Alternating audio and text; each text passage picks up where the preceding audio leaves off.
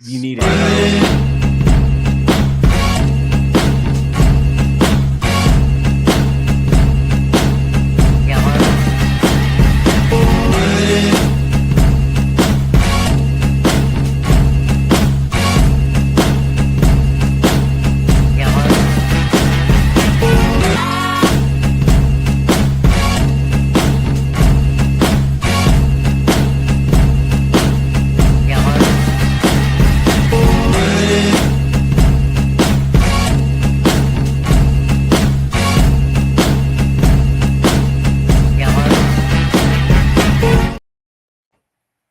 It is Friday. It is Stash Wars Live. Mike the Six Layer chilling with a bunch of heads, man. I think this is the most people we had on a Friday here. We got a 5-panel Friday here. I'm chilling here with SEG, Southern Comic Geek, chilling with my main villain, Mark the Honorable Villain, and we got two special guests. We got Kazra and Matt DeTulio from the Comic Arts Fans, man. We're going to be breaking down all kind of CAF news today, and then we're going to be talking about one of the hottest new shows on your con calendar, the OAX, the Original Art Expo. So we're going to be unpacking that all night, guys. So as you guys trickle in, smash the like button, subscribe to the Six Layer Station, baby. Number one Marvel fan, what's up, man? I gotta holler at you too, man. I gotta have you on. I need a Marvel person on here because we're so DC friendly here, and so I need someone. Wow, what's that like? Yeah. We're the one. You know how it was like yin and yang, and it's like that. You know the little black spot in the white side. Yeah, that's the little DC. That's us here. We're the DC black spot here. But anyway, what up, number one Marvel fan? Holler at me somehow. IG somewhere. Hit me up, dude. I don't know where you at, but hit me up. Anyway, as we start this show, guys. Let's just talk about. Let's just dive right on in, man, because I've been wanting to have you guys on for a while. And the first thing I want to talk about is just for the people that might come here, because a lot of the things that we do on Fridays on Stash Wars is we unpack conventions, and so we talk about signature prices, the guest list, the whole nine. But as it pertains to comic books, though, so we have kind of like the whole ecosystem here, collectors, but the signatures is kind of like that gateway drug to other things. Okay. I know a lot of homies that I met in line about 5 years ago, right? And we was in that Jim Lee line together. Now they going to Lake Como and OAX and, getting commissions and doing all kind of stuff. And SIGs are so passe, right? And so I want you guys to break things down for the cats that are, the dudes that are going to MegaCon, going to New York Comic Con, going to San Diego, and this is not their world at all. I kind of stumbled upon the Comic Art Fans looking for stuff from Yvonne Reese, and at first I didn't even know what the hell I was looking at. I didn't even understand. Like, it took a while to even understand the website for me, but once I understood it, it was like this whole world. So the first question, guys, whoever, Kazra, Matt, whoever, break down what is the Comic Art Fans website. I'll let the CEO take that one from a back end, and then I'll come at it from a collector's end, because I started this whole journey as a collector. Comic Art Fans is basically the place in the world to go to post comic related art. That's it. Marcus is going to be here all night. Just ignore the man. Okay. All right. If you can. So if you're a collector, it's the no-brainer place to go. You set up a free account in 1 second, just confirm an email, and you can set up a gallery. You can figure it out in about 60 seconds how to upload art. From there, it just opens up like you wouldn't believe what you can do. So all the dealers are on there. A lot of artists are on there. Art reps. It's pretty crazy. Right now we have more than 1.2. I think we're close to 1.3 million active pieces posted in people's galleries. It's tens and tens and tens of thousands of people have galleries all around the world. And I want to stress that we're just under 50% US 50% rest of the world. We're pretty proud of that. Wow. So if you care about comic art at all, or a character or an artist or a time period or a book name or whatever, you can go there and you can search for it. You can find it and you can see things that you won't see anywhere else too, because there are tens and tens of thousands of commissions that don't get published anywhere there too. So it's a playground. Yeah, man. Okay, so what was your gateway into the whole arts world? And Drugs. Drugs. Pretty much drugs. Yeah. Oh, for me, for it was. I always loved art. My mom got her master's in fine arts in ceramics. My dad was a scientist, and so art was around me all growing up. But comic art, I didn't know it existed. I was like a lot of people. Basically, eBay came around. I'm older than most of you, except maybe Southern Comic. We're close, right? So eBay came around, and I saw that there was art on it, and my brother told me that you can actually buy the art from the books that we just grew up reading together. And then it was like light bulb moment, and then I just went crazy. It was pretty easy after that. And a lot of people back in the early 2000s when I did it, that's pretty much how they found out about it. They had that moment where they just feel really kind of dumb, but they never thought about it. And then they go crazy and they buy everything for a while, and they sell some stuff, and then they kind of focus in. And so, but there was was a readership portion. So there was a part where you read the comic books and all that crap. Oh yeah, you have to. Yeah, I started reading when I was 3 on the floor of a comic book shop in Penn State College, Pennsylvania. I read all the stacks and stacks and stacks of dusty books for free while my brother went around and spent the big money, like the $2 or $3, right? So yeah, I read them since I was 3 years old. Sure, taste changed. I never really got into DC. I gotta say that right now. Just put it right out there. I like it, dude. I like. What about Valiant? What do I say? If you haven't done Batman, you're not even alive to me. You're like not even dead to me. See, that's why you're not even alive. Batman is in DC and Vertigo is in DC. That's the way. That's in my head. Okay, I like that rationalization. Yeah. All right, so Matt, what was your gateway in? I mean, we're all comic fans here, so like, what was your gateway into the whole original art thing? Reading the books was obviously the first thing, and then I'm maybe like a little bit of an older soul. Like I went into a comic shop, I picked something up, I was like, man, like where did this start? So I went back and I started getting omnibuses and stuff of reading, Amazing Spider-Man. First title I read was Spider-Man. Then I started reading Fantastic Four, which at that time was FF. And I loved it. I went and picked up an omnibus, and I would say Fantastic Four 36 to 112 is just the most incredible run of comics, in my opinion, of all time. I fell in love with it. There's so many characters introduced. Then, like Castro said, I started buying all the books. I had Fantastic Four 1 to 112 CGC slabbed. I had every Silver Age key. I was buying the books. And then all of a sudden, one day, one of my buddies was like, hey, you can buy the pages that are inside of these, right? And I was like, what? And he was like, yeah, like you have Tales of Suspense 39 4.0 CGC, but like there's guys out there that have the pages that were in that book or the pages that were in FF, 36 or 48. I'm like, what? So I found eBay. I started looking, and then I stumbled upon Comic Art Fans, and it opened up an entire, can of worms for me that turned me into an art collector instead of a comic collector. So I sold my comic book collection, and I started investing. I bought my house, and I started investing in original art. And the first thing that started for me with original art was sketch covers. I bought blank sketch covers for my favorite titles. Okay. I made a list of artists, and I just started going, and I built my entire collection. I still have a lot of them, probably, So it's the sketch cover game. That's another gateway, right? So that's what, I wasn't ready for the pages yet. As Castro said, his brother went around and spent the big money. I had somebody who helped me along, and he was going around and buying pages and covers. And I was like, I'm not there yet, but I love this guy's art, and I would love him to do my favorite characters. So I probably have about 40 or 50 CGC slabs that are in my personal collection that I'll never get rid of, because that's what got me the bug. And then I was like, damn, I can go from an 8.5 by 11 to an 11 by 17.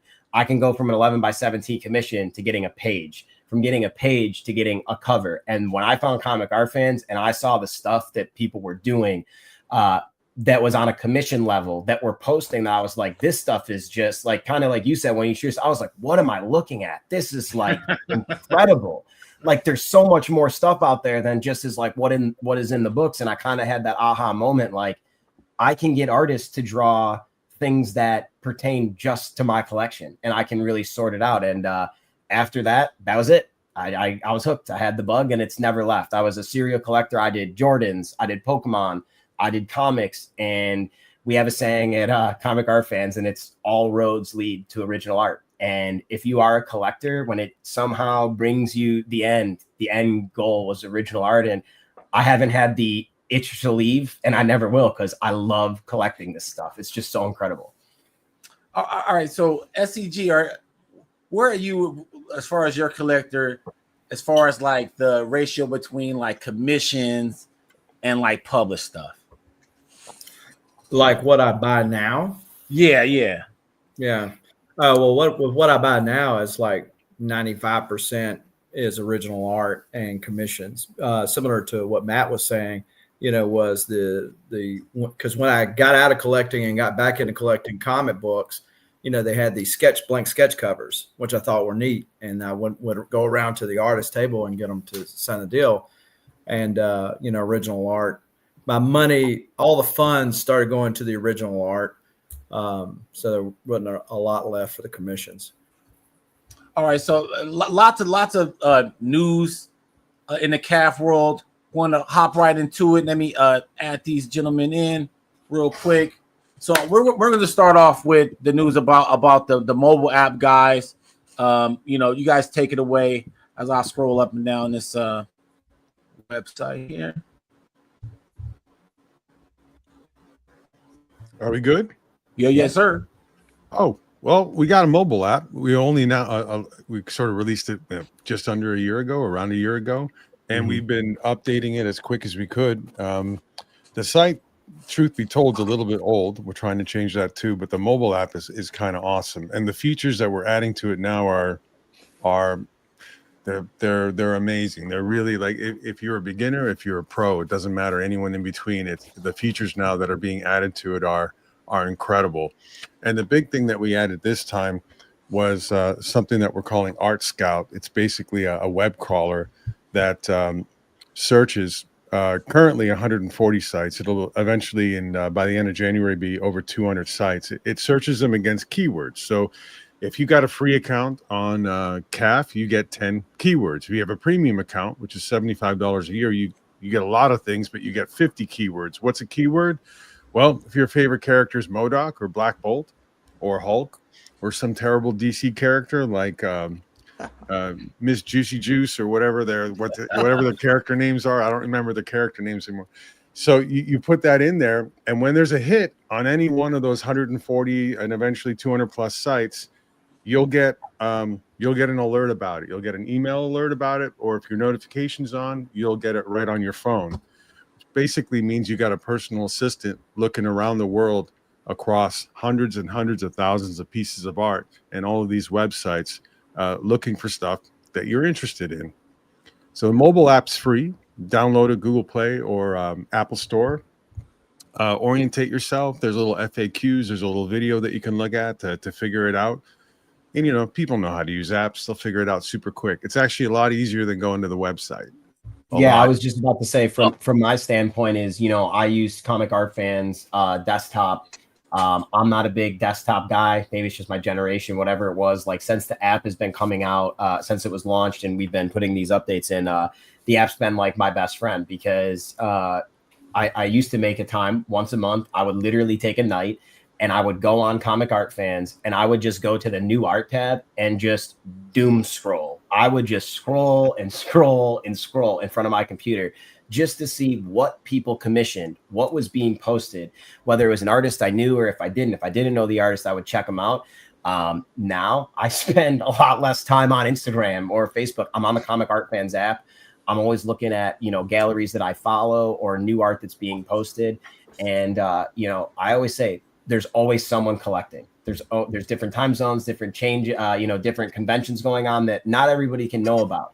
But when the stuff comes to comic art fans, as a guy who just genuinely appreciates amazing art, I log on to it not only to post or to buy, but just to see what's out there and see the capabilities, see new artists, see how people collect. If you're a character collector, if you're a DC collector, a Marvel collector, a cover collector, a commission collector, like just different ways that can inspire me or, open up my eyes on how to collect. And the mobile app has, as Casper said, it's like a personal assistant. So if my Black Bolt, ping goes off, I get a push notification right to my phone. I can see where it's posted. I can see the price and I can, make a decision from there. But I also have my mobile gallery on my phone. And if I pick up a piece to collect at a convention, I don't have to wait to take it home and to scan it. I can take a picture of it and upload it right at the convention. It's a really, really cool mobile app.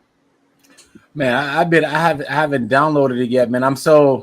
I have that tab on my desktop and I just go straight to the CAF and, everything's all there, all of my little workstation here, but I gotta check it out, man. You guys are selling me to it. So you said, Matt, that you could like upload it right then and then you can like use the camera within it and upload it there. Oh, so that's cool. I did one and I saw a guy, actually a collector of Baltimore, buy a piece. He goes, "Do you mind if I put this down on your table?" I said, "No." And I saw him take out his phone and take a picture. I said, "What are you doing?" He goes, "I'm uploading it to my CAF gallery." And like he had just bought it from me. I was like, "That's awesome. Like that's really cool." It was a super cool thing to see. 24/7 comics is in the house. My bad, man. I got shot at my man Carl, man. Carl. Yeah, man. 24/7 comics in the house, man. What up, dog? He's everywhere. Yeah, if he's not posting, he's lurking. What we love about the mobile app is one of the things that we do at Comic Art Fans is we want more people to know about how awesome comic art is. We want more people to collect it. We think that a lot of people that read comics would love it at whatever level. If it's commissions, published pieces, old, new, whatever it is, sketch cards, it doesn't matter. There's so much stuff that you can get into at every single price point. One of the cool things with the app is you can just sit there and just discover just over and over again new artists, stuff that you've never seen of a favorite character, pages from a book that you love that you've never seen the art of. But the great thing about it for people that are just figuring this out is Art Scout lists those 140 and eventually again 200 people that are selling art. They're artists, they're reps, they're dealers, they're groups all over the world. So if you have your Black Bolt or your MODOK or your Hulk or Batman keyword, whatever it is, when you get a hit, you find out who's doing what.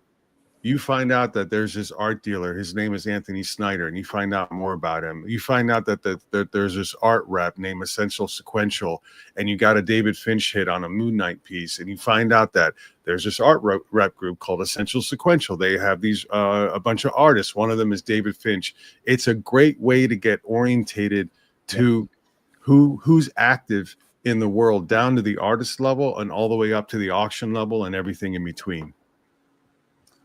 Yeah, man.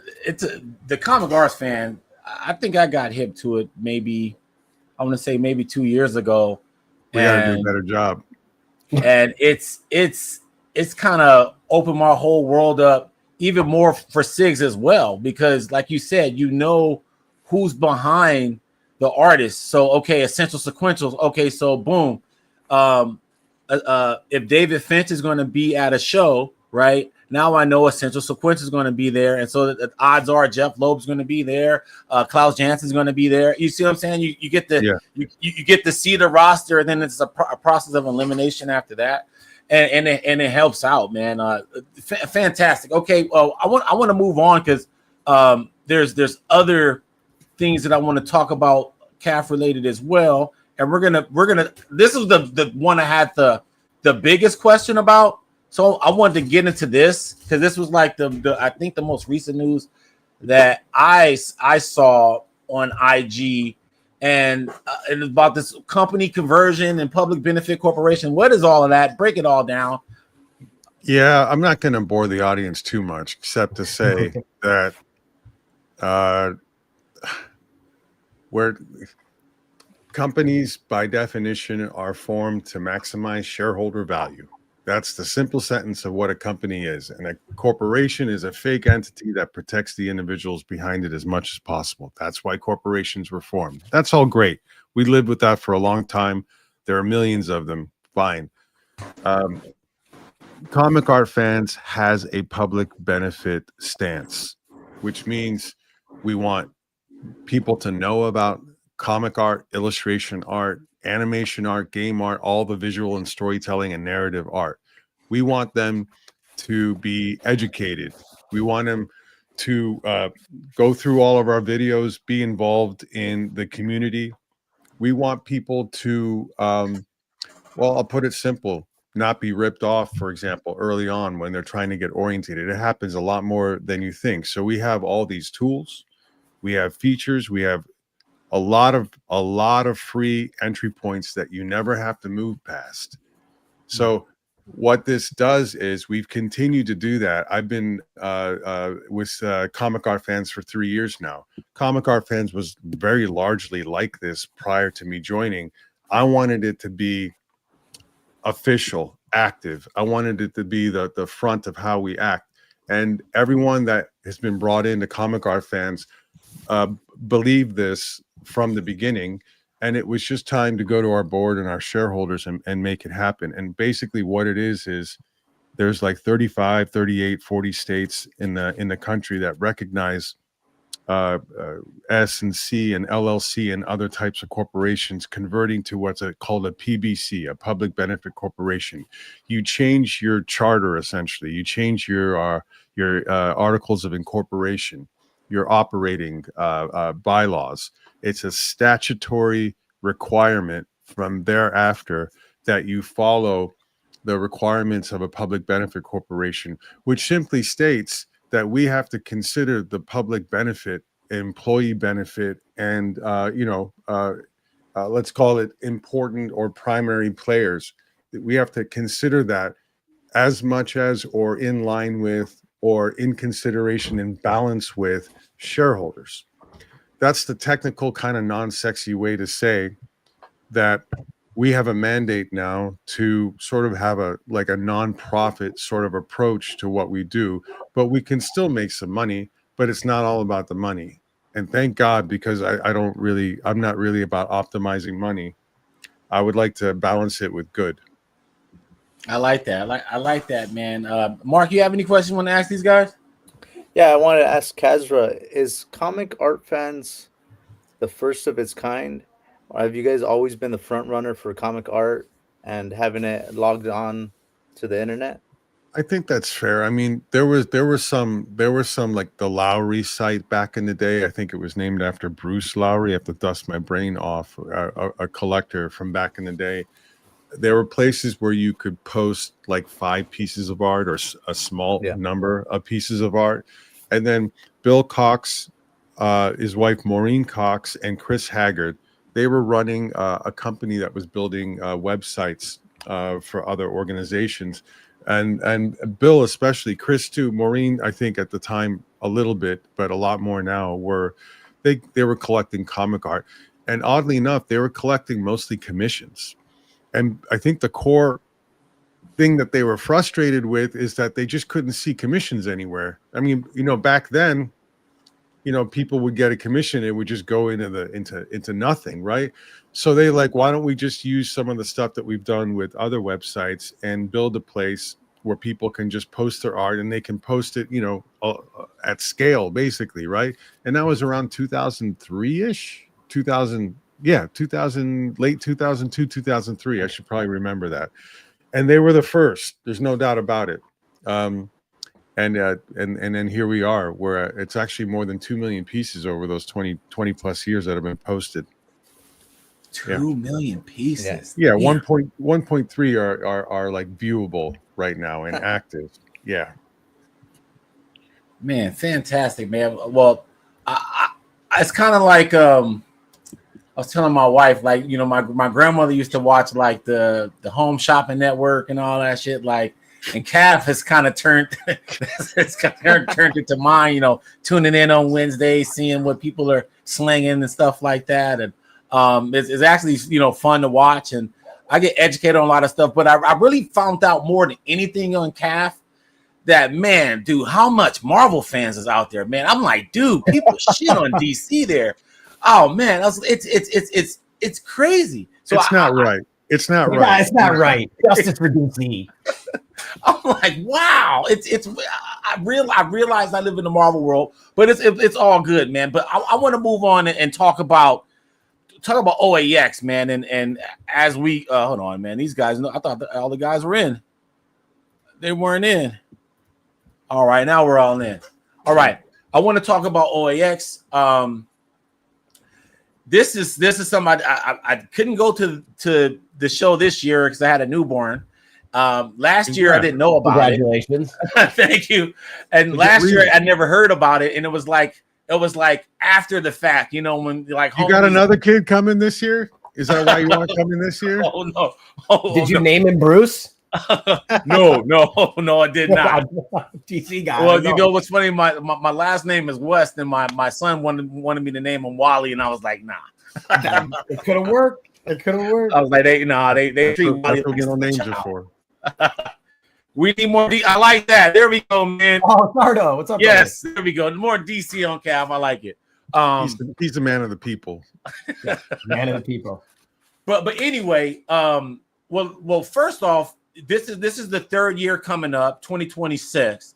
I wanted to get a little backdrop on just kind of the origin story of the original Art Expo, considering it's only been 2 of them so far. Yeah, I'll be quick about this. Sorry, DeTulio. This is I'm here. I'm involved. Yeah. Bill and I known each other since like the first year that CAF was put together. I guess I was one of the original people. I guess, but my gallery number's lower enough. I've been on it since at least 2004, and we reconnected. He moved down to Florida. I was just moved to Orlando during the pandemic, and he moved just north of it. So we reconnected, got together, and we started talking about CAF. And I had like 15 years of things that I wanted to do with CAF. I've been in a lot of. I worked in the biotech pharma field, but to stay sane, I did a lot of art rep work. I worked with galleries. I did a small press, indie, all of that kind of stuff, right? And there's all kinds of stuff I wanted to do. Turns out he wanted to do a lot of those things, and some of them he was like, "Do you think we could really do that?" So we started talking, and he always wanted to do a show, like an art show, and I guess we felt comfortable with the partnership to do it together. So we just came up with OAX, and it kind of started. It started a little small, and then we found a really nice space, and I came up with some like bullshit cliche business mantra stuff, like year 3 show year 1, and we just went all chips in, and it's worked out so far. That's pretty much how it happened. Yeah, from my standpoint, like.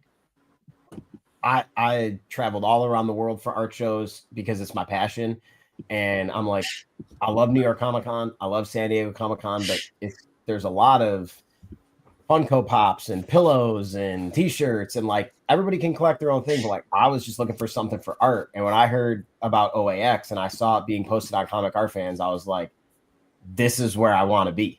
And, it was like I never heard this before, honestly. No, it's just something where I was like, oh, I don't have to travel. Like, why isn't what's going on overseas going on here? And now it is. And I started like literally getting excited about something that I had never been to, because I wanted something like that to come around. So when year 1 happened and I was actually at the show, it was like a surreal moment, because you're standing in there and you're surrounded by all this stuff, and like stuff that you never thought you'd get to see in person, let alone go up to someone, an artist, talk to them, hold a piece of art, things like that. Like, it just is such a different experience. And I love all those other conventions that are out there. They serve their purpose, but to have something that was just dedicated towards original art, towards narrative art, that you could go and see people create right in front of you.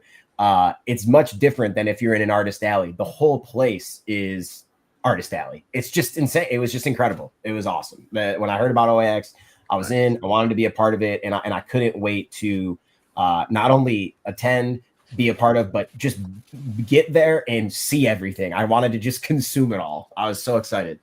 What I heard about it is like it's like Lake Como but in the States. You know, that was like the best like comp that I got from it. And they said the homie said it's growing. SEG, you've been at the all of them right so far, right? Yeah.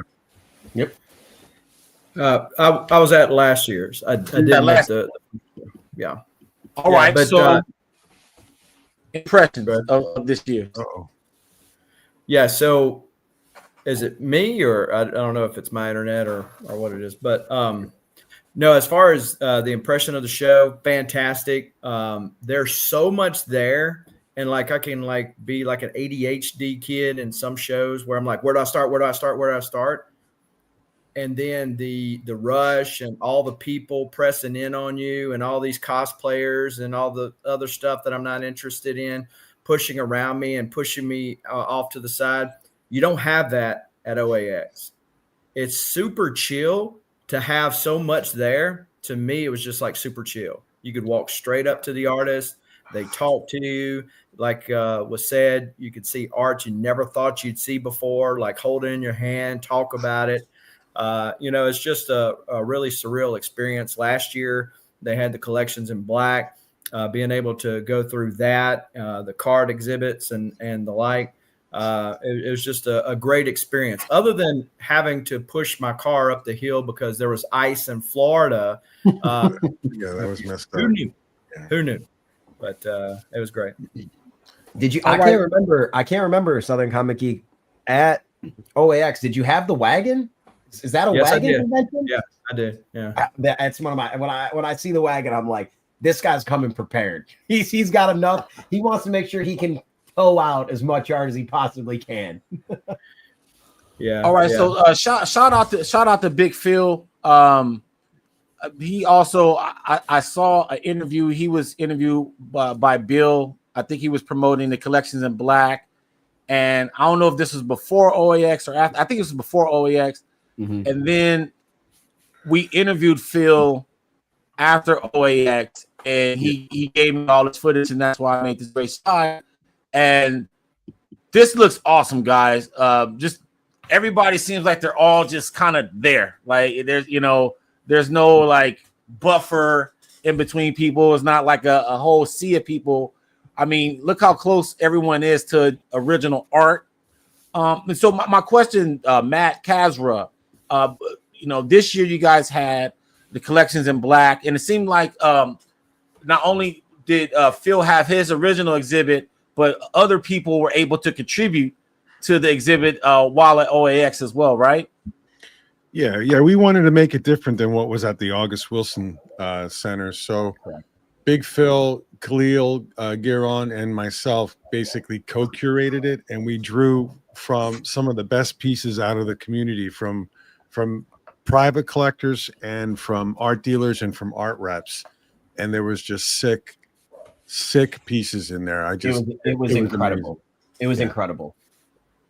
And so my question to you is there something like similar going on next year? Where is there going to be like another kind of exhibit featuring another perhaps art style or medium or something like that? The special galleries are, I guess I'll say this. I don't usually say this, but they're kind of my babies. They're very, very important to me. So the first year, there was an illustration collection called the Korshak Collection. It's a family collection, and they had stuff that you wouldn't believe back into the 1920s and 30s, all the way back to Gustave Doré. They had crazy stuff that related very much even to modern comics and sort of the pulp stuff that you might have seen growing up a little bit here and there. We had an Adam Kubert exhibit, and I mean, Adam had a bunch of his like 30 by 40 inch covers there, a whole bunch of them, and a collector by the name of Woolby Fan. We call him Rob behind his back. Woolby Fan had a complete book, and I'm drawing a blank. Was it issue 90? I think it was issue. It was issue 90. With Wolverine and Sabretooth. Yeah, correct. And it had like not double page spreads. It had like 4-page gatefolds, I think is what Adam, if you call them a spread, Adam doesn't like that. They were called gatefolds. They were just gigantic, incredible gallery. We had like a 30-year retrospective of Marvel Masterpiece art. that was unbelievable. The whole thing was crazy. Year 2, collections in black. I kind of wanted to step up a little bit, and Big Phil actually just texted me. He's at a black tie event at the August Wilson tonight. Otherwise, he'd be in the check causing pain for everybody. we had Marcus Rohrwald come in from Switzerland with German sci-fi painted cover art collection, which was crazy. The Korshak collection came back. Their collection's so big that they brought a whole other set of stuff, including their Frazetta painting, including one of the best Mike Coludas I've ever seen. And the Crinkle. The Crinkle was beautiful. I mean, they had a lot. They had a lot. It was incredible. And we had another exhibit of Marvel Masterpiece, and it was crazy. This year, we may have as many as 6 special galleries. I'll just say that. We haven't announced it yet, but the team was actually going over it today. We want to let everyone know about it in December, maybe right after Christmas. Yeah. Wait, Kazra. Can I ask a question real quick, Mike? Yeah, do your thing, bro. I want to ask real quick, Kazra, and then I want to ask another question. But you're saying that the Korshak gallery had original Gustave Doré pieces? Yeah. What? Are they coming back this year? They're taking the year off. Their collection right now is being presented at the University of Delaware. Okay. But I've got I'm not kidding now, guys. This is where things get a little bit easier now. I have 8 or 9 people that are talking to me about wanting to do exhibits. So, but the point is this: we'll tell you this. We're going to have an illustration collection. We're going to have a comic art collection. We're going to have a manga art collection. Yeah. We're going to have a Marvel and likely DC card-related art collection. We'd like a Magic the Gathering one. The whole point is that we started with comic art, and we sort of Trojan horsed illustration and card-based art into it. Then we came out strong year 2 with the Card Art Expo, with Card Art and the Illustration Art Expo. And this year we just announced the Animation Art Expo, A2X, and the Game Art Expo, GAX. And I'm working with a nonprofit called Project Pinball that basically raises money. The community gets a pinball machine together. They raise $10,000, $12,000, $14,000. They buy that machine and they place them in the children's hospitals for the kids in the hospitals. We're trying to put together a gallery that is a lot of IP that we love, put it that way, whether it's X-Men or Batman or whatever it is, whether it's a film. We're going to have a bunch of pinball machines and some of the art and some of the back glass and some of that stuff in a gallery. And then we're going to raise money to try to place a pinball machine in a hospital here in Orlando that they've identified. So we get to have fun with this stuff moving forward. Next 2027, we're going to have a Nintendo art exhibit, a special gallery at OAX that'll blow your mind. I wanted it this year. I just ran out of time. That's great. Thank you for asking, honestly, because we don't get to talk about the special galleries. Yeah. It's not like the fun, sexy, intense. No, but that's what that's what we like talking about, man. Thank you. I wanted to say about the special galleries. I was obviously exhibiting. I'm there. I'm doing it. I actually made sure to take a half hour each day just to go into the special galleries to appreciate what's there. Because as you said, you were like, wait, that was there? I'm not kidding you. Every step I took, I was like, wait, what? And to know that those things were out there and I had never, let alone seen them on the internet, but I was staring, a yard away from a Frazetta. And I stood in front of a Frazetta for 10 minutes. And then I go down and I see Black Panther versus the KKK, historic pages that are directly in front of me that could have been lost to history. They could be in someone's collection that you never see the light of day, and they're here. And I was I wanted to make sure that the special gallery didn't get lost even on me, who knew what was going in there, because there's so much there, like Southern Comic Geek said. So I said, if you go to OAX, please make sure to take time to appreciate what's in the special galleries, because there's a lot to buy, a lot of people to see, a lot of things to get signed, but you don't get to see stuff like that. You just really don't. So when you come to an event like this and you get to kind of absorb things like that in person. It's a much different experience than seeing it on your computer screen. We are unpacking Original Art Expo, the past, present, and the future. But I got to echo my man SCG. Smash the like button. And if you haven't subscribed to the 6 Layer Station, what the fuck are you doing, guys? This is one of the dopest YouTube channels and that deals with comics in the whole universe, man. And we cover everything here. And we brought the Cav guys to you. Okay. So we did it here. We managed to do that. So please smash the like button and subscribe to the 6 Layer Station and subscribe to the Southern Comic Geek, because we are all multi-streaming right now. All right. I got to ask the chat this question. All right. So chat one, have you went to any of the OAXs? So let us know what's the best thing about the OAX, the Original Art Expo. What it is. And here we go. Jewish Dragon, shout out to him. OAX is the new gold standard of conventions for me. And it's okay. And that Jewish dragons are my favorite type of dragon. What's up, Ian? And he just threw me an alley-oop, because the tagline at the bottom is this the next best con? No, we're not talking about cosplayers or is Mark Hamill showing up or Palpatine, but you just mentioned, Kazra, video game art, and I wanted to bring up something, because I saw some videos. It was probably one of the Comic Art Lives, and I'm gonna talk about that in a little bit too. But it was like one of the Comic Art Lives panels where I forgot which one, but does it ring a bell with one of the Magic card art? Was who was a part of that panel? Was it both we did a Magic one in May. You might have seen it. Yeah. Tatiana did one. Yeah. And so like my question is, because like, you know, Magic cards are just, they're coveted within themselves. But I got a brother-in-law that got boxes unopened that he ain't opened since like 99. You know, they're just collecting dust. And then you're talking about the art that's on the cards. Now you talk about comic book art and not knowing what's attainable or not. How the hell did you get your hands on Magic card art? Well, you asked your boy Carl Choi to begin with. I was just about to say talk to Carl Choi, 24/7 Comics. There's a Facebook page for Magic the Gathering art. Tatiana is one of the, I think there's 5 or 6 primary admins for it, and it's basically the place in the world. Now, what you'll find out is you can't afford any of it anyway. That's okay. Don't even try. If you want to get pissed off, go ahead and check it out. It's fun to see, and they do like open auctions there. They're like a post a piece, and the auction's going to run until this Sunday at 5 p.m. and people bid and they post the highest bid, and it just rolls right there live on Facebook. So who wins this? Like Super Saiyan God nerds? Carl Choi. When I tell you, like, you have to be dialed. You got to know when the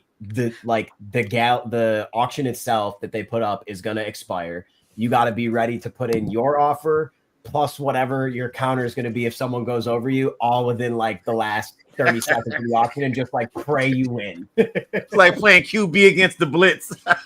Like all jokes aside, it's just like everything. There are pieces that cost less, but just not a lot of them. And if you want to touch anything related to the Magic Marvel crossover stuff going on now, don't just forget it. We had to fight just to get like 3 or 4 of those Marvel Magic paintings to come to OAX, because the second Wizards of the Coast lets those artists sell them, I'm talking 5 seconds later, they post them on that Facebook page, or they sell them privately for a lot of money. Just to get artists to hold back to bring them to OAX is a coup for us. So people are going to see some of it in person there at least. It's going to be awesome. Man, okay, so here's another rumor I heard.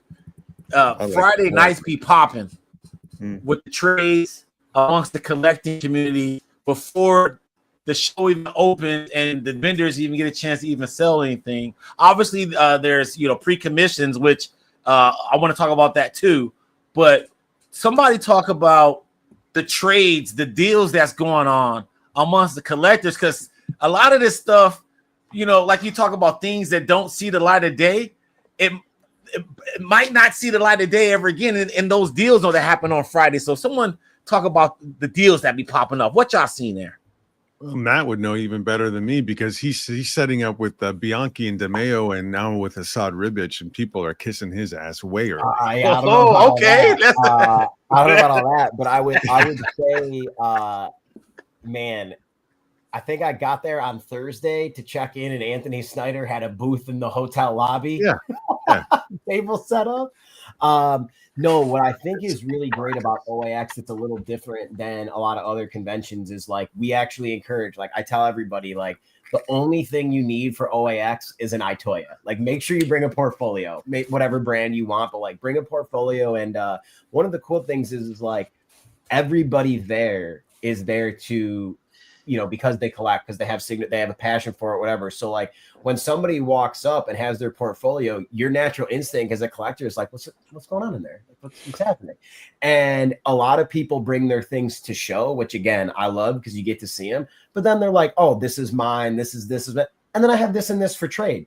And, you know, a lot of collectors are meeting up early Friday nights, doing portfolio reviews, sharing. Like, I didn't know you had this page. I didn't know you had that. You want to do a trade? You want to do a swap? That's what I'm saying. Yeah. And like, it's such a cool thing to see. It's such a cool environment to be in. And then, you know, a lot of dealers, you know, whether it be Anthony Snyder, Mike Berkey, whatever it is, like people are coming up and, you know, to me, and they're like, hey, I love that piece on your back wall. Could you do half trade, half cash? Here's my portfolio.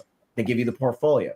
You can start looking through it, see what's in there. It's just it's a really unique experience to be around that many people that bring their own original art to buy, sell, trade to a convention. So the Friday deals are a lot of collector to collector. And I think that's something that's super special about OAX. All right, Chad. I'm waiting to know what's the best thing about OAX. And so I'm tossing it to you, SCG. The best thing about OAX. You went this year. Putting you on the spot. Ooh, Free booze. Yeah. That's a lot of free booze. It's free booze. So, yeah, I would say seeing the stuff like kind of that's off of the website. You know, one of the things that I don't know if it was mentioned earlier about the benefits of the app is it kind of removes the barrier that some people have when they got a stack of art from years of collecting. And we never see it come. They never share it with nobody because it's a huge monumental task to load it up in the scanner and put it on the thing. And if we're removing that barrier, maybe we'll see some of that stuff come out from under the rocks. That's one of the great things about OAX is you'll be able to see those things that people might or might not have posted on their calf. You know, some people like myself, I mean, I can't wait to post it on calf. Other people are a little more secretive on some of their items. So that's one of the great things that you'll see there.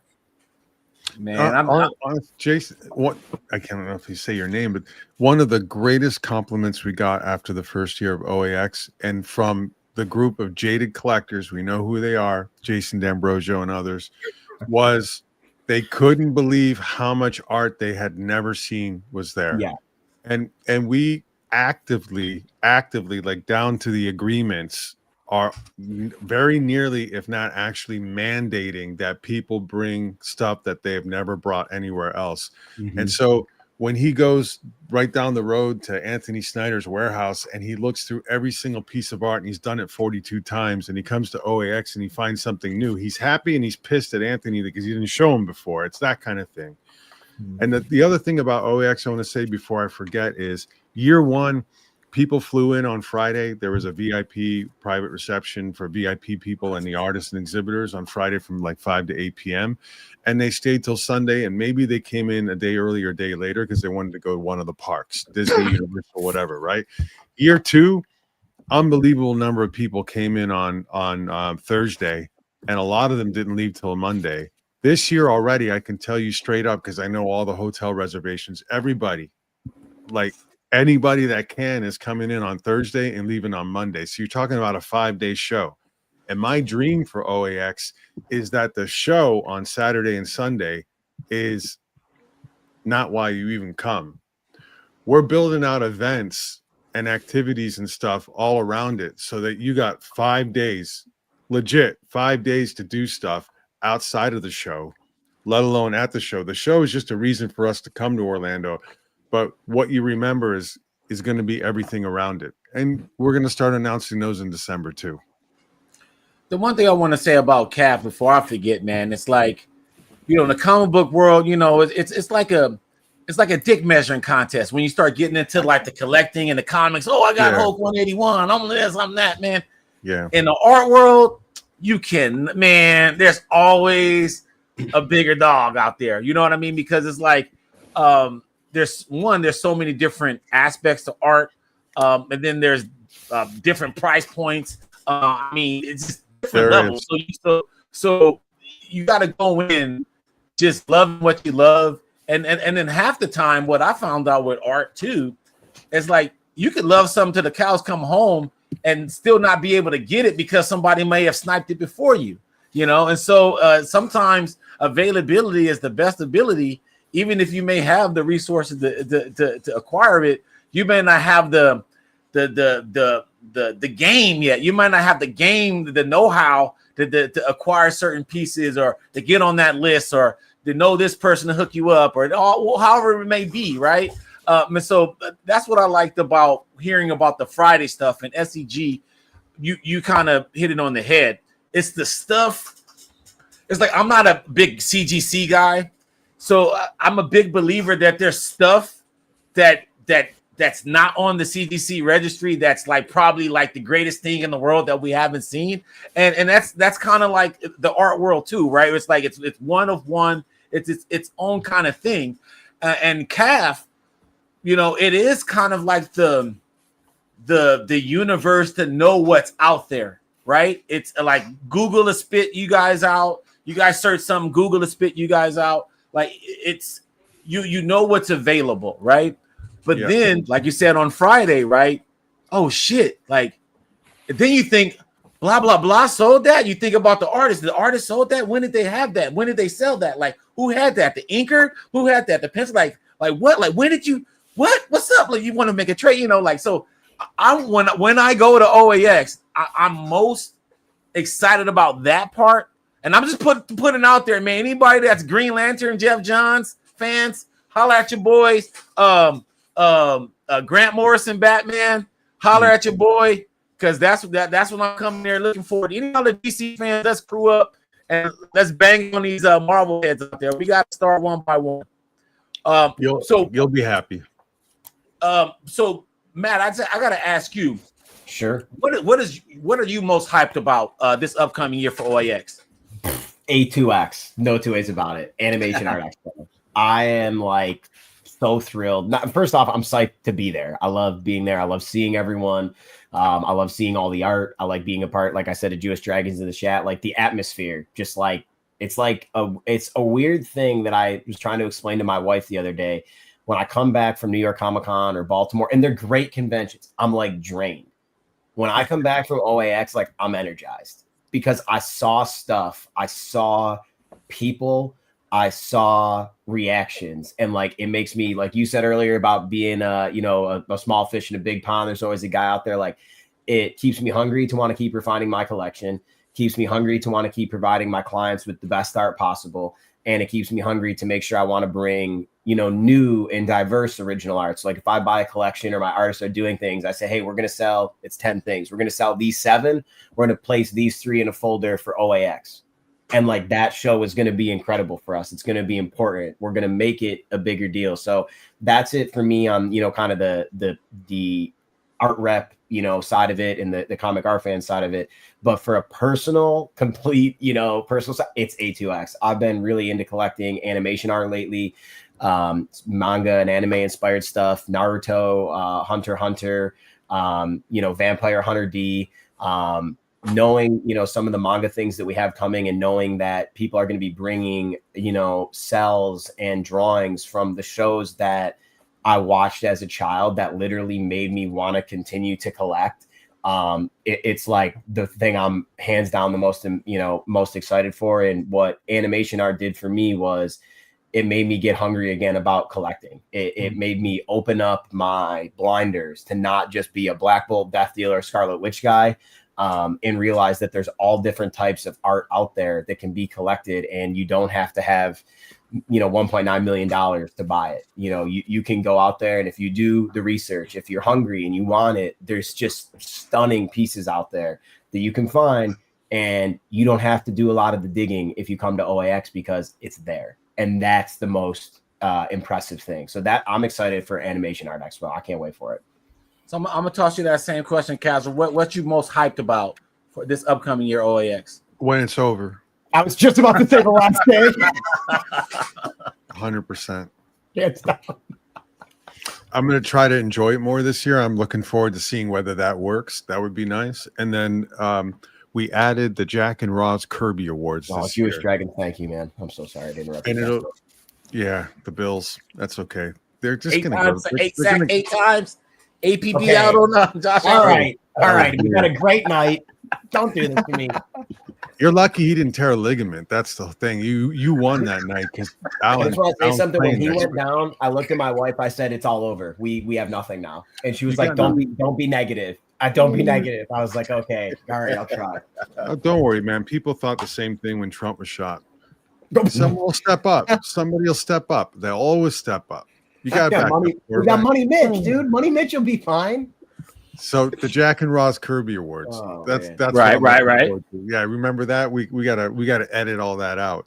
It'll be the first one, and the ceremony will be at OAX, and it'll be on Saturday night. Show ends at 5. We'll probably start about 5:45. Let people file in. You have the 3-hour open bar with burgers, fries, pizza, and some we call them just put carbs in your stomach so you can drink more kind of food, right? And there'll be the award ceremony, and that'll be followed by the auction and fundraiser, which I think Matt and Tatiana will be the co-auctioneers again this year. They were awesome last time, so I'm looking forward to that. And they built an outdoor pavilion, so all of that indoor space that we had to take up with the chairs and the tables and all that's for the auction is all going to be moved outside. So the second thing that I'm looking forward to is we have it's a second entire show floor, almost the size of the main show floor this year, which is going to have the Card Art Expo, Illustration Art Expo, Animation Art Expo, and Game Art Expo in it. Probably going to move this guy, the Tulio, from the main floor into that room just so he can shop easier. I was just about to say, if I can flip the animation art from closer, I'm in. A lot to look forward to. Honestly, if you ask me again, which you haven't, I'm really looking forward to the events. The idea with these events, we're just calling them events, is we're going to come up with stuff. So the Jack and Ross Kirby Awards, the auction and fundraiser. We have a preview night on Friday now for 2 hours before the VIP dinner. That's new. On Sunday for an hour, there's a free sketch event. And we expect probably 50 artists to be doing free sketches for an hour for people. So you get a one-day ticket, you come in, you walk away with a whole bunch of DC free sketches. There you go, right? Ooh. So we'll do events, and we got a lot more events than that lined up, panels, whatever, right? The second category is the artists and exhibitors. They come up with events. John Romita Jr., we're talking to him. He's going to do a one-on-one event, sign people, give some prints, do some books, sketches, blah, blah, blah. A lot more people we're talking to about that. But the third category, and I know this is going to take a couple of years to roll out, and it's kind of like, I don't know, what's it? It's like a prison break. We're going to let the attendees come up with events.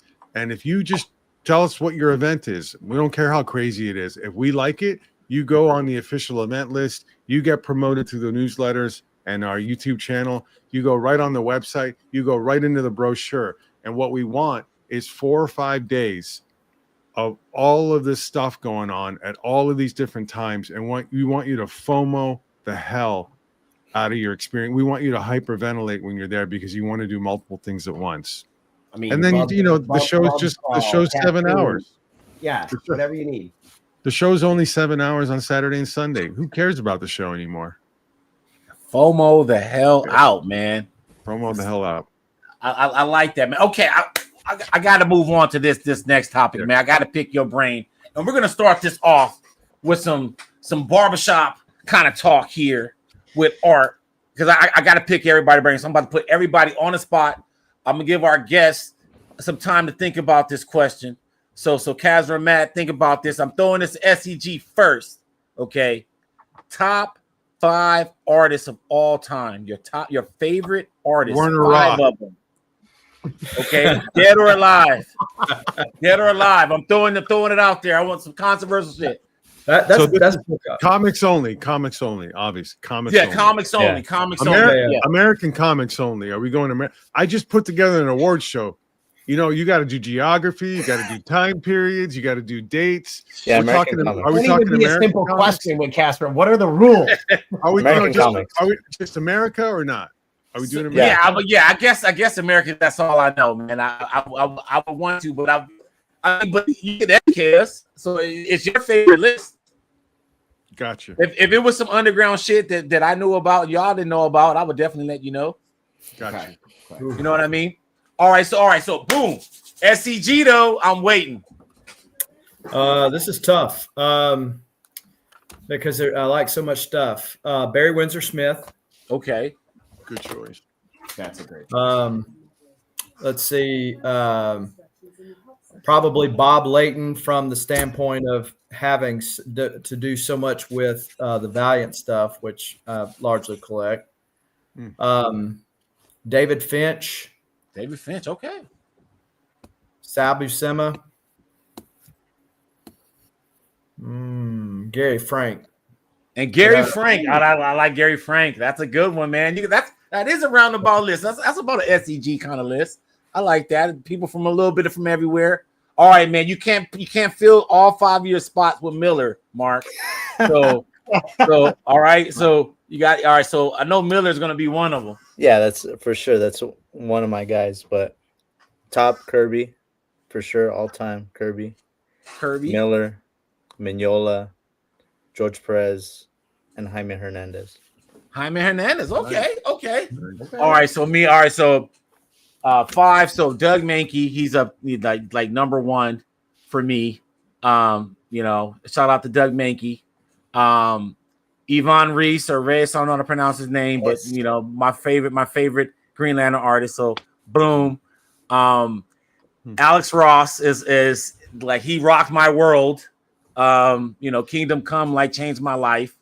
And he's the only like variant cover artist where I still get all of his shit, like all of his Batman covers every San Diego, New York.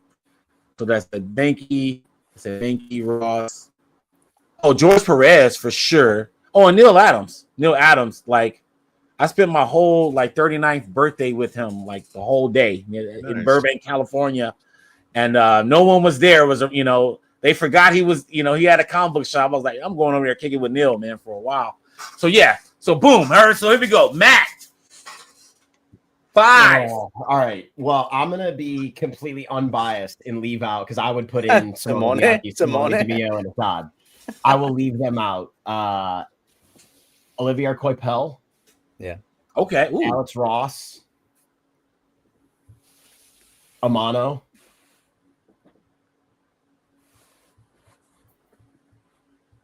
Akira Toriyama. Okay. We said American. Yeah, but but Akira Toriyama, man. Okay, come on, man. I know yeah, American. yeah. Come on, man. Come on, guy. It's a legend. And let me throw in a current guy that's just beasting. Dan Mora. Dan Mora is a killer.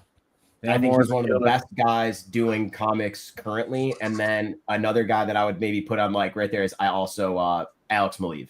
Alex Maleev is a phenomenal painter. Yes. I actually just met Dan and Alex for the first time in New York this year, man. I was the 2 people. And then I thought Olivier Coipel was going to be there, but he wasn't there either. So I was like, Anyway, Kazra, round it off, man. Round it off. Who you got? 5. I gotta go Jack Kirby and Bill Sienkiewicz. Those are kind of my easy ones. Sienkiewicz was close one. And then I would go. I'll go a little old school with Alex Raymond and Windsor McKay. And then for sentimental, I'll go John Byrne. John Byrne. Okay, man. A roundabout list. Chat, let us know. Who's your top 5 artists, man? I want to know what's going on out there, man. So we got a big crowd in the mix. Top 5 artists of all time. Educate us. Somebody put Liefeld. Okay. Here we go. Number 1 Marvel fan right here. Okay. Byrne, Romita Sr., Kirby, Salvacin, Perez.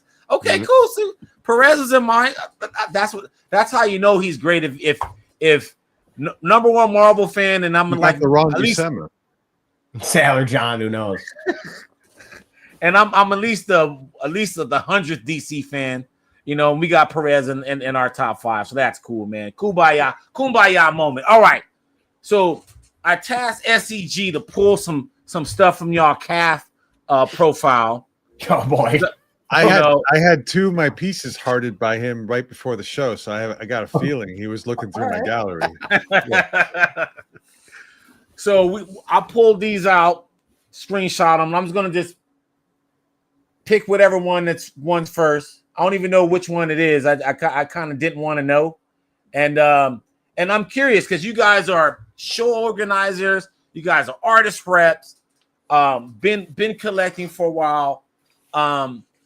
I'm curious about what's your collecting habits and the things that you guys seek out and stuff. And so I'm just gonna press the button. Y'all just holler at me. So What's funny too is Matt and I ended up in the same place. We both collected painted art. Yeah, all the stuff that we went through. That we both that's our wheelhouse. All right, so this Excalibur 110, Salvador LaRocca. Yeah, I never heard of this artist. Whose is this? He sucks. I can tell you one thing, it's not mine. It's Kazra's. We know. Yep. Just a beautiful piece. It's from Excalibur. That's a sentimental pick again from growing up, from issue 1 all the way up to the end. It's a great page. It's a beautiful splash. Yeah. Sort of at the end of when I was reading it. Was towards the end of the run altogether. So yeah. Yeah.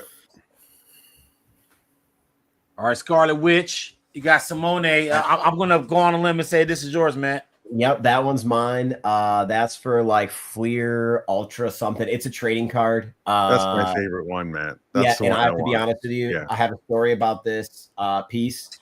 I walked into Simone Bianchi's studio. His studio is the second floor of his house. I was there visiting him, and this was on the back wall. And I was there with my wife and my mother. And Tote's another great pick. Good one. I stopped and I said to my wife, I was like, she could walk out of the wall. Like it looked like her body could have came out of the wall. And I asked Simone, I was like, is it for sale? And he was like, yeah. And I said, not anymore. And I bought it right off the wall. It's my favorite Scarlet Witch painting that I own because she's like an evil witch in this painting. And the eyes are just incredible. So this is published. Incredible. This is not a commission? No, it's a trading card. Marvel Fleer Avengers Scarlet Witch. So what's the dimensions on this one? It's huge. It's 18 by 24. It's a poster. Damn. Yeah, that's crazy. So all right, so this is still this is your PC. This ain't like so, or is it fluid? Your PC is fluid. This is in my wife has a closet that I built her, which is called the Room of the Witch, and it's a walk-in closet the size of a whole room, and this is hanging in the room just past me right now. It's not going anywhere. Okay, all right. And then so all right, so here we go. DC Homer and me. Who the hell is Black Bolt? That's the homie. That's my guy, the Silent King. He's the leader of the Inhumans. This is by David Palumbo, phenomenal painter. He did Marvel Masterpiece 2020.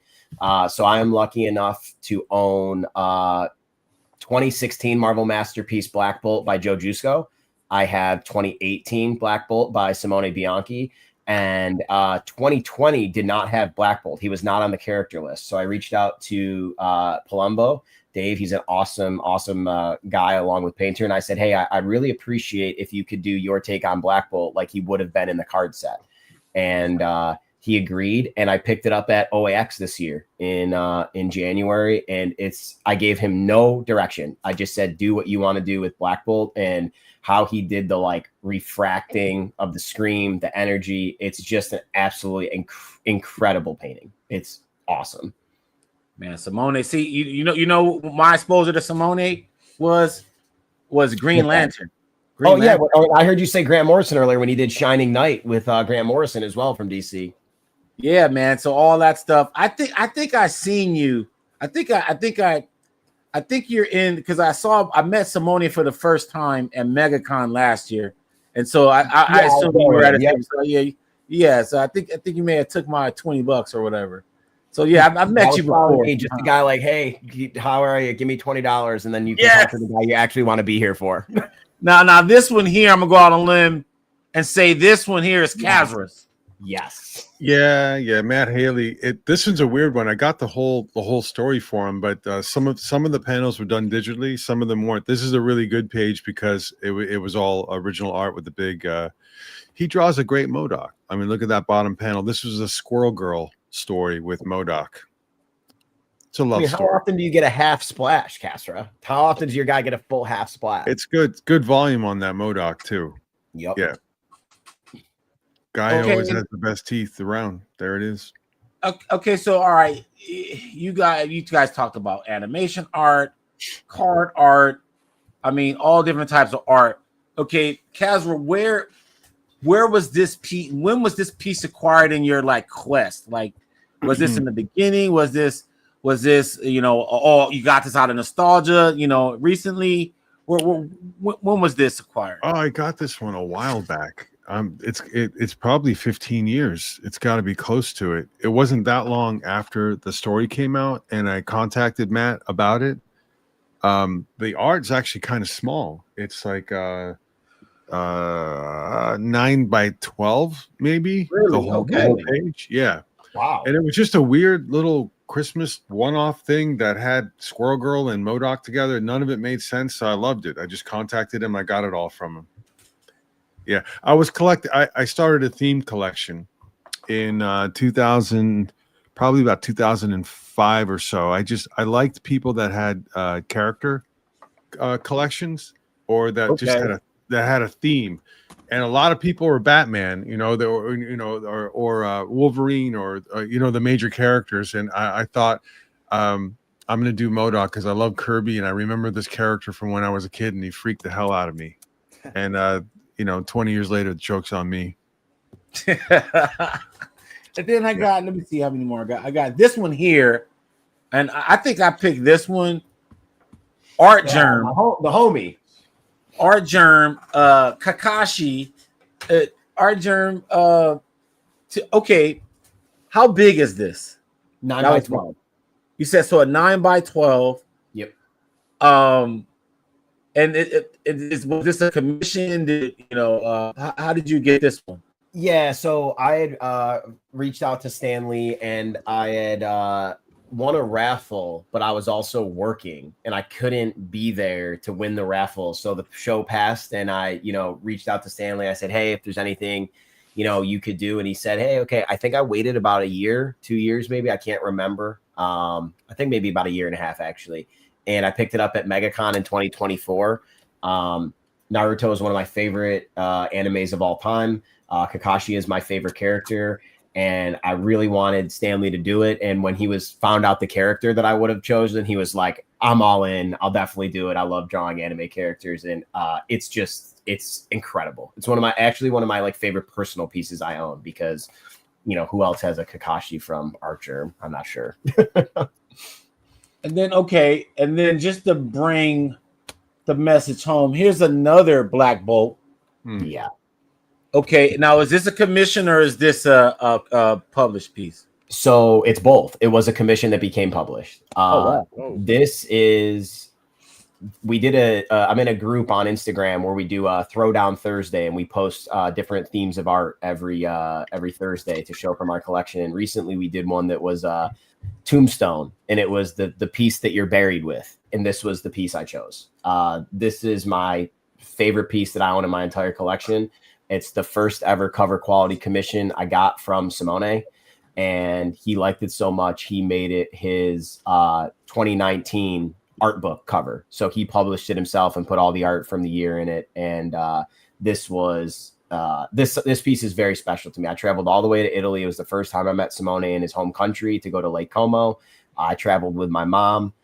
She took the picture of me and Simone together when I got this piece, and I have a picture of me like smiling ear to ear when Simone showed it to me. And like, it's incredible. It hangs directly above my bed. For somebody said earlier, I think the Scarlet Witch hangs on the ceiling. Black Bolt hangs directly above the bed. Okay, so I got to ask you this question, Matt. How did you how did that journey morph into being a collector, and then now you rep like some of the best artists in the game? Oof. Forgive me if anybody in the chat's heard it or anything. Basically, to make a very long story short, I was a super big fan of just artwork in general, reading comics, and I found out about Simone's artwork and I wanted to buy some. And turns out it was like, as Casper and I have talked, and he's been at our rep before, sometimes it's very hard to track down original art. And I was doing all this research and I found SimoneBianchiArt.com and I was trying to find some of the originals and a lot of emails going back and forth. I ended up getting in touch with Simone's sister, Gloria, who's also one of his art rep for Italy. And I just started making a pile and I was like, just send me things as they come in. And I ended up picking him up in person in New York Comic Con 2 years later when he came. And for those 2 years in between, I'm a big tattoo guy. I'm sorry, it's not DC, but I have a Winter Soldier bionic arm. It's normally the easiest way to see that it's me. And my tattoo artist is one of my closest friends and also a comic book collector. And he contributed to Collections in Black at OAX. His name's Otis Arterberry. Shout out to my homie Otis. And every time he's one of the biggest Simone Bianchi fans I know. And every time I was getting work done, I was telling him, I'm like, I wish Simone had a U.S. art rep, because if he had one, they could do this and that, and he could be at New York and he could do this. And finally, Otis was like, "Why don't you just do it?" And I started making a business plan, and I kind of put my money where my mouth was and presented it to Simone. And I said, "Listen, if you trust me to do this, I'll do it for free. I'll just do it to show you that you need to have representation here. Like, you can be what you are in Italy here. You just need someone that will advocate for you, because there's more people like me." And I did it. It worked out. As soon as the first New York Comic Con event ended, he was like, "We're going to do that. We're going to become a team." And he took a chance on me. It went from there. Worked with him for about 2 years. Then Simone DeMio came on, and then worked with him for a year. And then Assad came on. So a lot of hard work, a lot of, making sure that the hurdles and the holes that I had to jump through to get original art were plugged or easier. It didn't matter your age or your bank account number or whatever it was. You get the question answered. You deliver the reasoning. You don't just say the price is the price because it's what your iPad or your phone told you. You need to know the paints, the brushes, the acrylics, how they did it, how much time, why it's valued at this. And if you can really advocate for the artist, you're not actually selling anything to them at all. You're just educating them, and then they're going to make a decision to buy it on something that they love. And that's kind of the approach that I took. I don't think it should matter your age. I don't think it should matter how long you've collected. I don't think it should matter what's in your collection.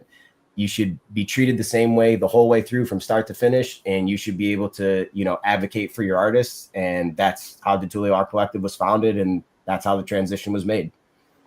Mark, you got a question you want to ask? I did have a question earlier about OAX. I did want to ask you guys about art collecting. Is for sketches, man, is that like picking up pennies for you guys now? Because you guys are on such a high level of art collecting? No. I understand the question. Yeah, I know what you're saying. The question. No, I love it all. Yeah. I just Comic Art Live. We have a virtual art con in spring and in the fall on the Comic Art Fans website, free to attend. 400 exhibitors, 7,500 plus pieces. Right. We just had it November 15, 16, if I remember the dates. I bought 9 pieces. I think all 9 of them were unpublished. 3 of them were commissions. 4 of them were sketches, and 1 of them was like a quick painting. Okay. So I just bought 9 pieces, and none of them were published. And I just bought this on my desk. Who's that from? A Koi fan, Scarlet Witch graphite. Yes, I found it during Comic Art Live. Right to my. I'm glad you guys brought that up, because I wanted to talk about that, because that was, I think Comic Art Live is what made me really love Cath. Was that part, because it was the ability to get things directly from another collector. And a lot of times that stuff is not there until maybe the next Comic Art Live. They might sell it again. They might not list it. They might not put it in the, where you can buy it off the calf or whatever. So let's talk about Comic Art Live. That was last week. I had fun. I sold 2 things. I was like, great. I sold 2 pieces. Oh, I feel great. Got a possible acquisition coming up this week. So it was like cool that I'm meeting fellow GL fans, because like that's what I actually mine the Comic Art Live for. Why don't you do a panel during Comic Art Live about DC stuff in May? Let's do it. Educate us. Put me in, coach. Let's do it.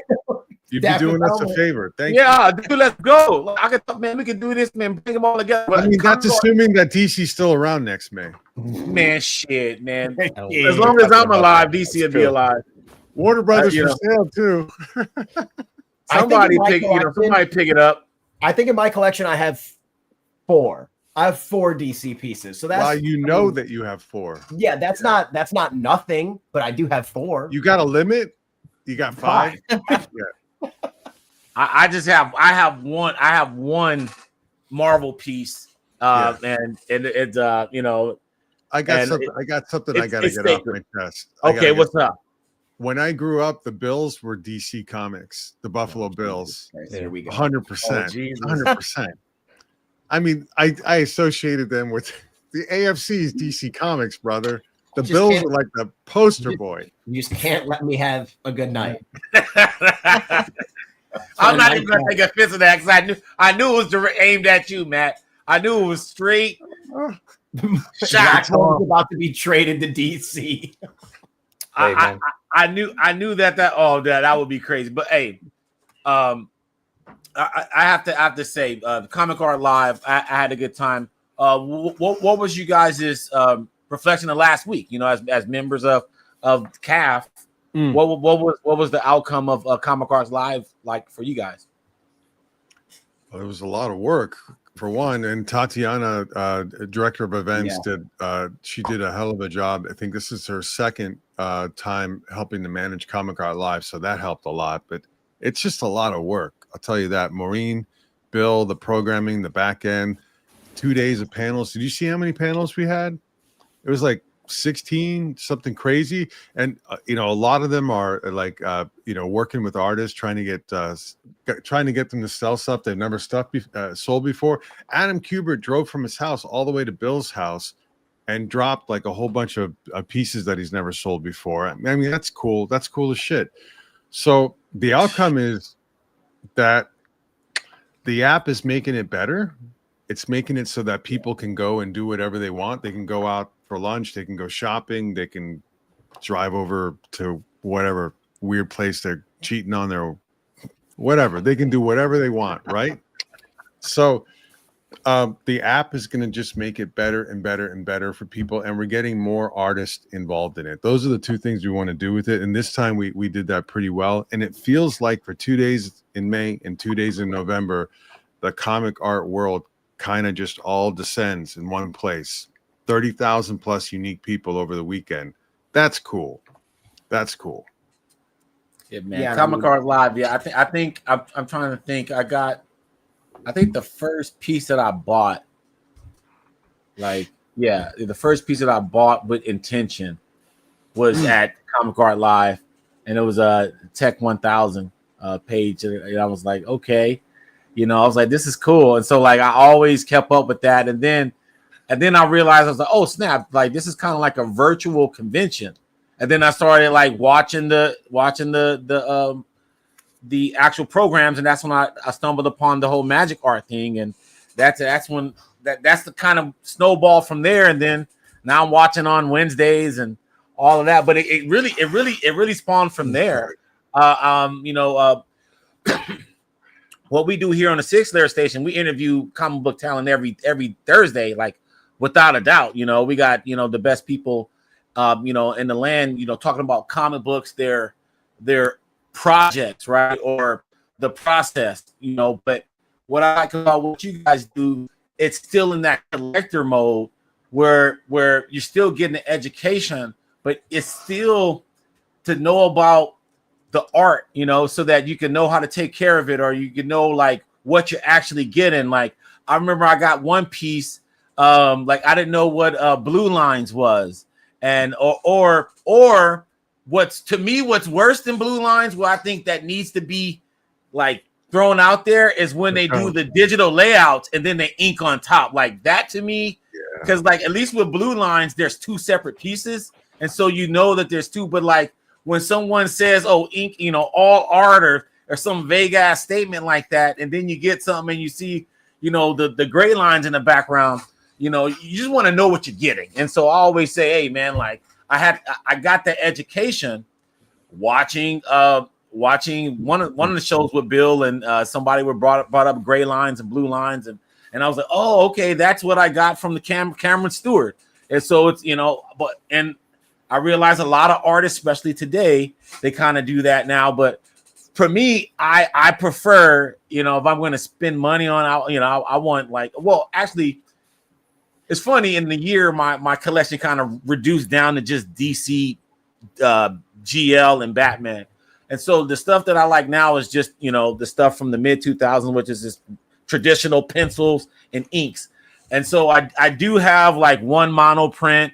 I do have one blue line, but that's kind of to know the history of the production. You know, so I wanted to have a piece to at least tell that story on how comic books were produced. So I do have a Jorge Jimenez mono print, and then I have and then I have and then I have, you know, an inverting gray line, you know, layout with inks. I thought it was pencil inks, but you know, that's how we did it. You know, I like it, but would I buy another one in the future? No. You know, I would, you know, I want it to be all, you know, as they say, traditional. But anyway, I would like to get back to you guys on just the last thoughts about OAX before we head out here.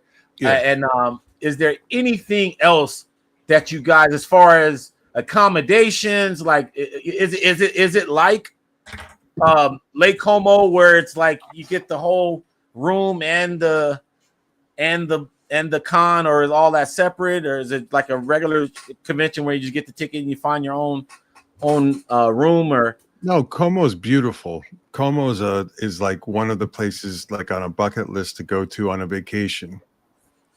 Yeah, our place is more like how do I describe it? It's kind of like a high school reunion if everyone in your high school wasn't a douchebag. It's like 5 days of fun. So you can go to Como. It's beautiful. Put your pinky in the air and have fun. You can come to OAX every year. Yep. Every year. That's the point. We're trying to make you come back and be surprised every year, and for it to be even more fun, more interesting, more people, more collectors, more sharing, more stuff that you've never seen anywhere, more galleries. We have an incredible opportunity to build this out for years to come, and there's no limit to it. There's no ceiling to it right now. Thank God. Year in and year out. Thank God. It's just more work, but we sound a little bit. We run into a wall sometimes talking about OAX. So one thing I do want to bring out, because it's kind of an experience-based thing, and if you talk about it too much, you sound like you're selling something that's almost impossible to sell, like a really good sandwich, right? Right. Big Phil, I love the way he shoots. I love his edits. I love his beats. Some of the stuff he just showed me like a minute and a half of footage from the first OAX, and I'm like, I want you to shoot some video, right? So the collections in black and co-curating it with him and putting that all together was also partly so that he could come down and shoot some of what was going on at OAX, and really from his own perspective, right? So we want to kind of get collections in black out there, and we want to get OAX out there. And he's been working on a 4-part documentary series, and we're finally, you know, newsflash here, it's finally coming out. So I scheduled it with him completely today. I'm going to send it to the team. And I think the first week of December, December 3rd, 4th, 5th, and 6th, we're going to drop all the episodes, 1, 2, 3, 4. And the 6th episode is going to drop at the Black Comic Lords virtual con. Yeah, the on virtual December con. 6th. Yeah. Yep. People don't know about that too much yet, but look into it. They have like 30 plus people coming to that on their channel, and it's insane. Their lineup is insane. But 1, 2, 3, 4, December 3, 4, 5, 6 on the CAF Plus channel. The last one will probably simulcast with the Black Comic Lords on December 6th. And that'll give you a feel, like a totally different feel than the two of us here just going jibber jabber the whole time. It'll give you a feel of what it's like there. Boots on the ground type of feel. Yep. Man, that's hard, man. Shout out to Big Phil, man. Shout out to Big Phil and the collection of the Black and the Black Comics Lords. Yeah, I didn't know that was when you were saying the dates. I was like, wait a minute, that's kind of coinciding with the Black Comic Lord thing, because I know that's going to be December 6th. That's fresh, man. That's fresh. Mark, any last questions for the guys before we do the updates? The last question is, how do you guys dictate the guest list? I know Matt's bringing over Simone and Simone and Assad. Assad's gonna be there, and then the Palmiotti and Amanda Connor are always a for sure thing. How do you guys decide the guest list? Well, it's complicated. It is curated, so I can give you a couple of easy things. Jimmy's on our board of directors. Yeah, and we love Jimmy and Amanda, and they're right down the road in Tampa. And they would be there every year, even if they didn't live in Florida, but it is a lot easier for us that they live in Florida. In fact, Jimmy and Amanda have an incredible collection of illustration art too, and they deserve a special gallery probably at OAX 27. Matt, Simone and Bianchi and DeMeo, and now Assad is also a no-brainer. And Matt actually from the beginning was a sponsor of OAX, which we appreciated. But we picked Bianchi and DeMeo to come. We knew DeMeo was going to be the next big thing, huge. And adding Assad is great. Assad is awesome in person and a brilliant artist as well. So they're kind of a cornerstone for us. Bianchi is a cornerstone because he's a painter, he's a personality, and he's a legend in the card community as well. So we get to hit different notes. So that taps into a little bit of what we do. We have to figure out a way to have all these different components of art, illustration, card, game, go on and on and on, right? Animation. We need people that have worked in multiple places, done multiple things, and done it at a really high level. That's our ideal pick. If you've got someone who's a killer in comics, who's a killer in card art, and who's done any one of those other things, they're our top get. We went after Art Adams because it's a big get to begin with. He hadn't been to OAX. He works with Jason Schachter at Essential Sequential. We work with Jason. Jason's always there. And he's loved by multiple communities that are coming to OAX. Picked, check mark. So it's complicated. And we're 300 artists deep now that want to come to OAX, and we don't know what to do. We don't. So now you guys are getting requests to be. Oh my God! There? Yeah. Oh, First year was like 2 to 3 hour Zoom calls trying to explain what the hell it was and making some of it up. And our model even was different than any other show because we thought maybe 300 people would show up. How do you put a show together with only 300 attendees? So we had to come up with a kind of a complex way to do it, right? And year 2 was a lot easier, and now everybody is sort of finally saying, we've heard about this show, we want to come to this show. It's a unique show, we love it. And it's awesome, and it's kind of a curse. We went from 59 artists first year, around 71-ish, 70-ish in year 2, and we'll probably be up about 85 this year. And we could have 150. I wish we could. We just need 500, 800 more people to come. We could probably have 30 or 40 more artists. The ratio is awesome. It's just, it takes time. Yeah. Man, SEG, anything you want to say about anything art related, CAF related, OAX related?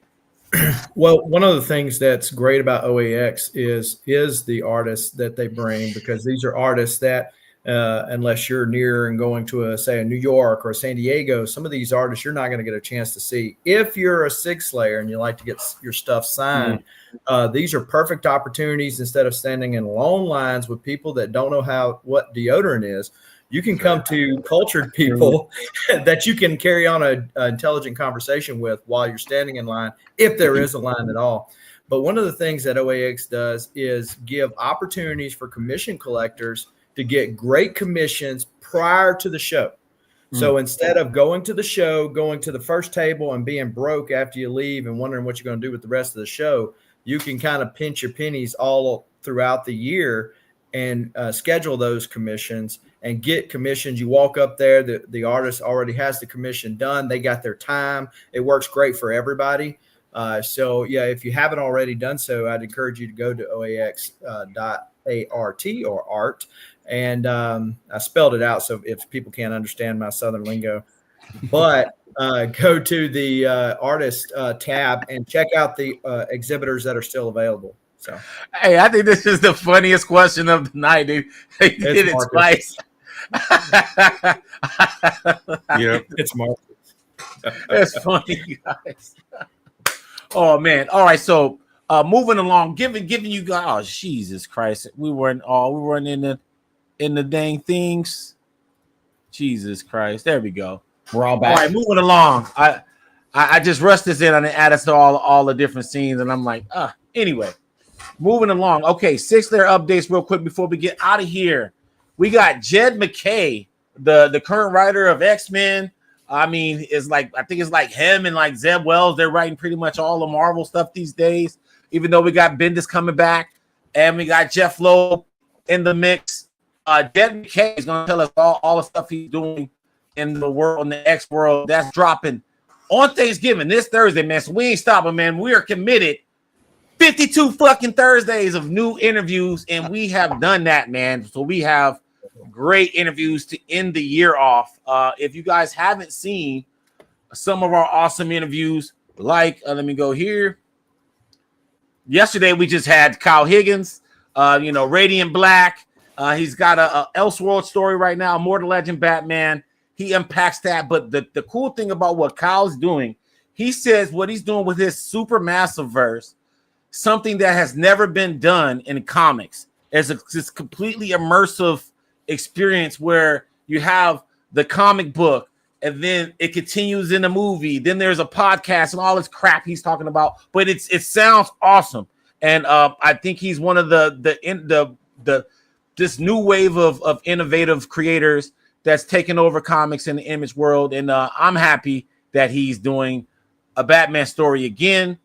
And then I got to shout out my man, David Barron. We just dropped a dope ass interview last week talking about how to get your comics distributed into all the stores, the process. David Barron, long time, 30 plus year color artist, has his own monthly show here on the 6 Layer Station.